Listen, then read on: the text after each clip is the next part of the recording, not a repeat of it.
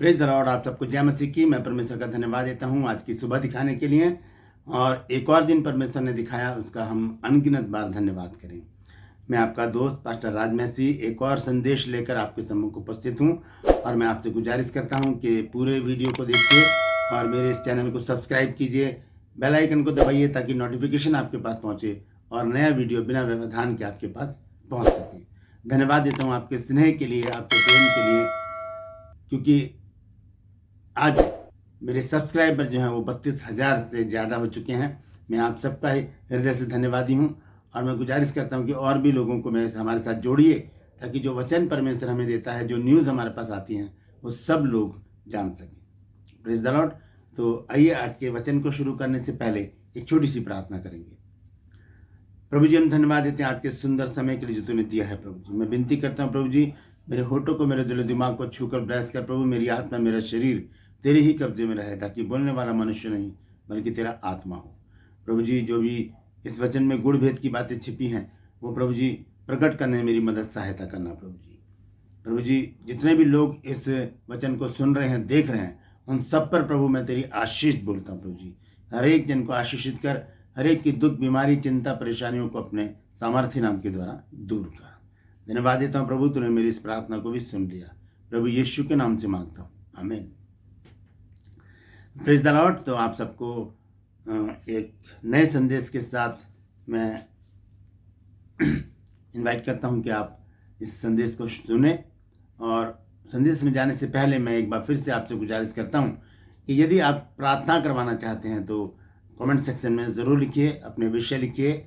हम ज़रूर आपके लिए प्रार्थना करेंगे और परमेश्वर आपके जीवन में आश्चर्य कर्म करेंगे।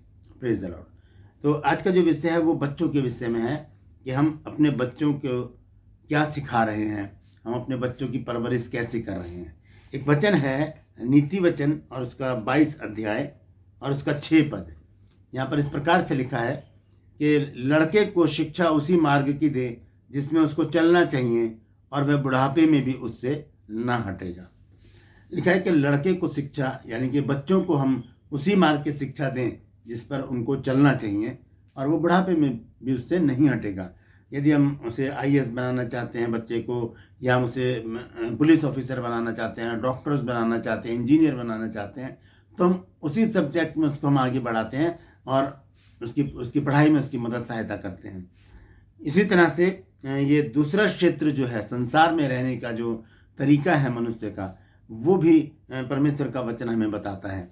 यहाँ पर लिखा है कि लड़के को शिक्षा उसी मार्ग की दे जिस पर उसको चलना चाहिए। हम कहाँ चलाना चाहते हैं उसे?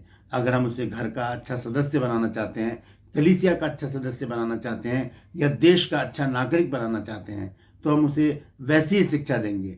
अगर हम ऐसे ही छोड़ देंगे तो फिर क्या होगा? बहुत ही भयानक बात हो जाएगी। बच्चे का जीवन जो है वो खराब हो जाएगा, वो मवाली बन जाएगा, गुंडा बन जाएगा, और ऐसे कामों में लिप्त हो जाएगा जो परमेश्वर को भी पसंद नहीं, समाज को भी पसंद नहीं, और परिवार को भी पसंद नहीं होते। देखिए, एक वचन है नीति वचन में ही, वो मैं आपको पढ़ के बताता हूँ। नीति वचन 29 अध्याय और उसका 15 पद। यहाँ लिखा है, छड़ी और डांट से बुद्धि प्राप्त होती है। बच्चों के विषय में लिखा है ये छड़ी और डांट से बुद्धि प्राप्त होती है। यदि हम उन पर छड़ी चलाएंगे या उनको डांटेंगे तो वो बुद्धिमान होंगे, वो गलतियां नहीं करेंगे। और लिखा है, परंतु जो लड़का यूं ही छोड़ा जाता है वह अपनी माता की लज्जा का कारण होता है।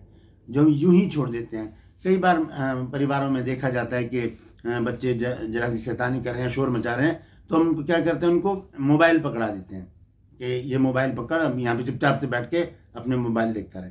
लेकिन हम उनकी निगरानी नहीं करते कि वो मोबाइल में देख क्या रहे हैं। देखिए, मैं आपको बताना चाहता हूँ कि मोबाइल किसी भी रीति से सेफ नहीं है।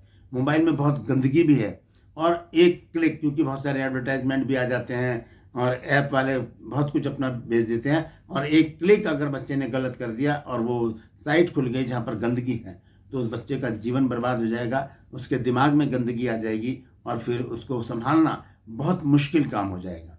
संभल तो जाएगा लेकिन बहुत मुश्किल में वो संभलेगा और बहुत टाइम उसमें लगेगा।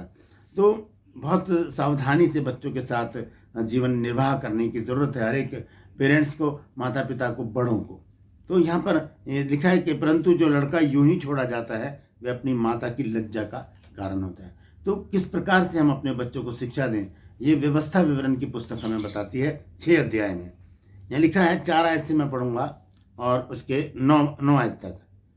व्यवस्था विवरण 6 अध्याय 4 से 9 पद तक लिखा है, हे इज़राइल सुन, यहोवा हमारा परमेश्वर है, यहोवा एक ही है।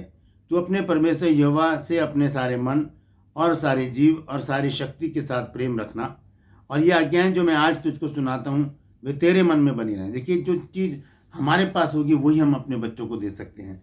तो यहाँ पर इस प्रकार से समझाया गया है, और ये आज्ञाएं जो मैं आज तुझको सुनाता हूँ वे तेरे मन में बनी रहें, और तू इन्हें अपने बाल बच्चों को समझा कर सिखाया करना।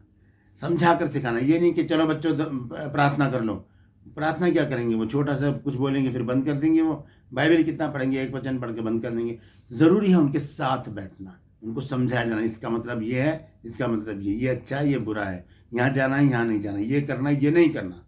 तो समझा कर सिखाना। बच्चों के लिए हमें समय निकालना ही पड़ेगा, अन्यथा उनका जीवन बर्बाद करने वाले हम ही खुद होंगे। तो ये लिखा है कि तू इन्हें अपने बाल बच्चों को समझा कर सिखाया करना, और घर में बैठे, मार्ग पर चलते, लेटते उठते इनकी चर्चा किया करना। ये बहुत ज़रूरी है, बाइबल के विषय में हम बच्चों को बताएं। ये नहीं कि हम प्रार्थना करें, बच्चों जाओ चलो तुम खेल लो बाहर।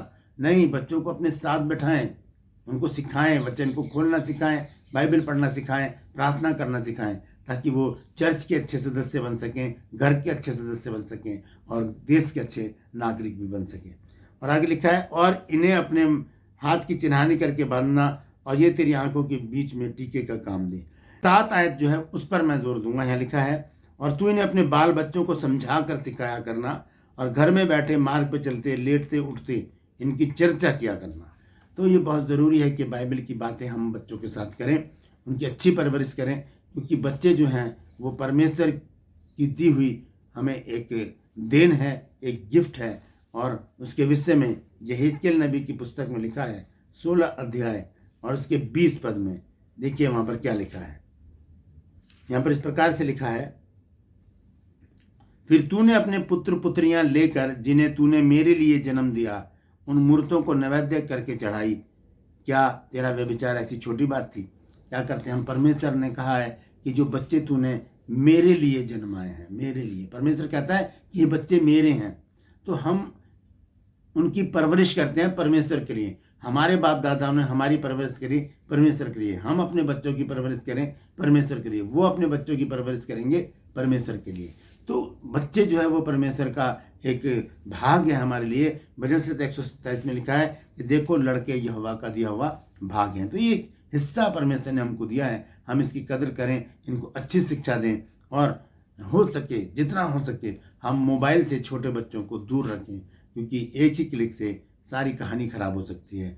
देखिए, बच्चे जो शिक्षा प्राप्त करते हैं वो 4 जगह से प्राप्त करते हैं। सबसे पहले उन्हें घर से शिक्षा मिलती है, वो घर में देखते हैं कि क्या चल रहा है। माँ बाप अगर लड़ाई झगड़ा करेंगे वो सीख जाएंगे, गाली गलौज करेंगे वो सीख जाएंगे, बीड़ी सिगरेट तंबाकू गुटखा खाएंगे तो वो सीख जाएंगे। यहाँ से उनको पहली शिक्षा मिलती है। दूसरी शिक्षा बच्चों को मिलती है चर्च से, वहाँ पर क्या देखते हैं, क्या सुनते हैं, वो सब कुछ नोट करते हैं। तीसरी शिक्षा उनको मिलती है स्कूल से, और चौथी शिक्षा उनको मिलती है संसार से। तो संसार में सबसे खतरनाक शिक्षा मिलती है आखिर में जाकर, और वहीं से ही इंसान का जीवन बदल जाता है। इसीलिए बहुत ज़रूरी है पहला स्कूल जो है बच्चे का घर, वहाँ से उसको अच्छी शिक्षा प्राप्त हो, ताकि वो संसार में जाकर संसार का सामना कर सके। Praise the Lord. धन्यवाद देता हूँ, आपने पूरा वीडियो देखा है। मैं आपसे गुजारिश करता हूँ कि इस वीडियो को शेयर कीजिए, ताकि बहुत से लोग बच्चों को जिन्होंने यूं ही छोड़ रखा है वो उनकी अच्छी परवरिश करें, उनकी देखभाल करें, और उनको इस देश का अच्छा नागरिक बनाएं, अपने घर का अच्छा सदस्य बनाएं, चर्च का अच्छा सदस्य बनाकर खड़ा कर सके। Praise the Lord. परमेश्वर आप सबको आशीष दे। परमेश्वर हर पल हर क्षण आपके साथ रहे और आपकी अगुवाई करे। Praise the Lord.